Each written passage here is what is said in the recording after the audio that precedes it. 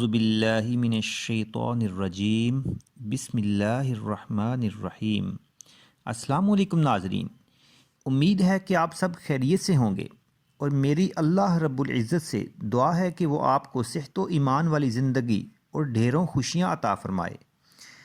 ناظرین، میں آپ کا میزبان آپ کو اپنے چینل حکمت کے موتی پر خوش آمدید کہتا ہوں۔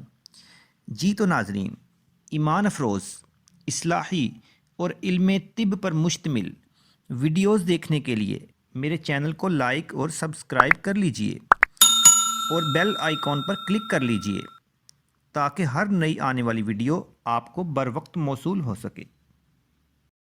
ناظرین، آج میں آپ کو ایک ایسا واقعہ بتانے جا رہا ہوں جسے سن کر آپ کا دل باغ باغ ہو جائے گا۔ ناظرین، حضرت امام احمد بن حنبل رحمۃ اللہ علیہ کے زمانے کی بات ہے کہ ایک شخص تھا جس کا نام بشر حافی تھا۔ یہ ایک شرابی تھا۔ ایک دن شراب میں مست وہ ایک راستے سے گزرا۔ وہاں اسے کاغذ کا ایک ٹکڑا ملا۔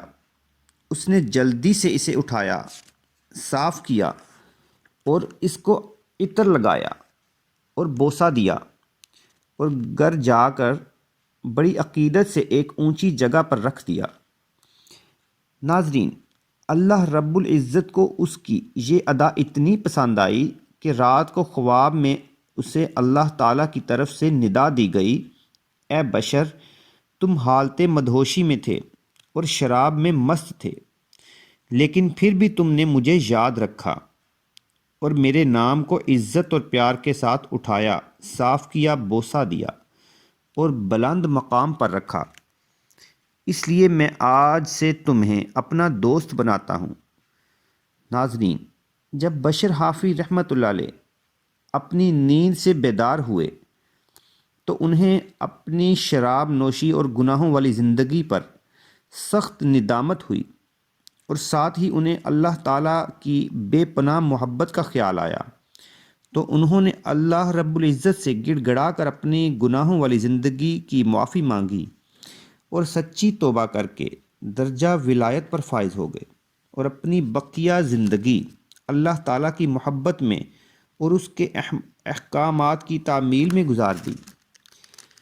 ناظرین، اسی لیے تو کہتے ہیں کہ ادب پہلا قرینہ ہے محبت کے قرینوں میں۔ تو ناظرین، ادب اور محبت انسان کے خلوص اور اعمال کی مقبولیت کا ذریعہ بنتے ہیں۔ جی تو ناظرین، امید ہے کہ آج کی ویڈیو آپ کو بہت پسند آئی ہوگی، اس لیے کمنٹ سیکشن میں اپنی رائے کا اظہار ضرور کیجیے گا۔